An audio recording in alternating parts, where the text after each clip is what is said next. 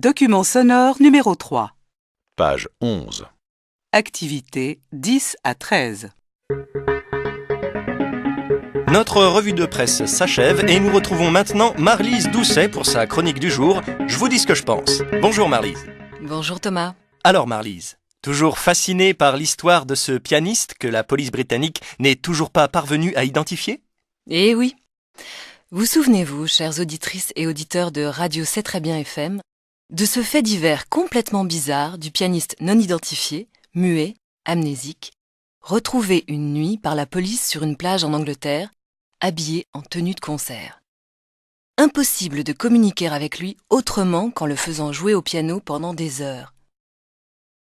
Ne trouvez-vous pas finalement que cette très sérieuse affaire policière ne constitue pas en fait l'histoire la plus mystérieuse et la plus poétique de l'année ?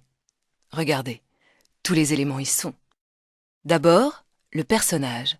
Un homme, plutôt bel homme, la trentaine passée, athlétique mais sans excès, au visage et à la coiffure de guerrier mais avec une expression de douceur d'enfant, habillé en tenue de concert.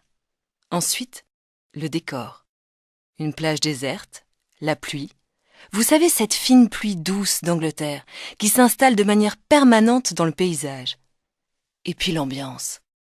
La nuit, le silence, rythmé par le bruit des vagues. Et pour finir, à nouveau cet homme, énigmatique, sans mémoire, sans passé, sans parole, sans identité. Vous lui parlez ? Il fait penser à un sauvage un peu brut, mais il vous répond avec le silence de ses mains dont il actionne délicatement les doigts avec la précision d'un spécialiste. Vous lui donnez un piano, la magie prend place. C'est vous maintenant qui gardez le silence, comme un bloc de pierre brute. Et ce sont ces mains de pianiste virtuose qui se mettent à parler pendant des heures, à courir sur le clavier et vous offrent dans une pluie de notes incessantes tout le répertoire des grands romantiques. Fasciné, vous écoutez l'artiste virtuose qui joue inlassablement et qui sculpte le clavier et vous vous surprenez à imaginer les mains du sculpteur Rodin sur le bloc de pierre brute. Certains ont dit que tout cela n'était qu'une simple affaire imaginée et organisée par un simulateur, le prince des simulateurs. Un musicien clandestin, sans famille, sans papier, originaire de l'Europe de l'Est et désirant émigrer à l'Ouest. Ou tout simplement un personnage intéressé, cherchant à devenir célèbre et à revendre son histoire pour le cinéma. Et si c'était ça, en fait, la vérité ?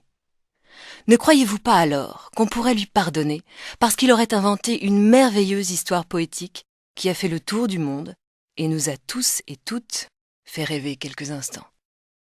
Franchement, qu'en dites-vous, chères auditrices et auditeurs ? C'est pas du rêve tout ça ? Romance sans parole, aurait pu dire Verlaine. Rêverie du promeneur solitaire, aurait répondu Jean-Jacques. Enfin, je vous dis ce que je pense, moi Marlise. Merci Marlise. Et à demain. À demain Thomas.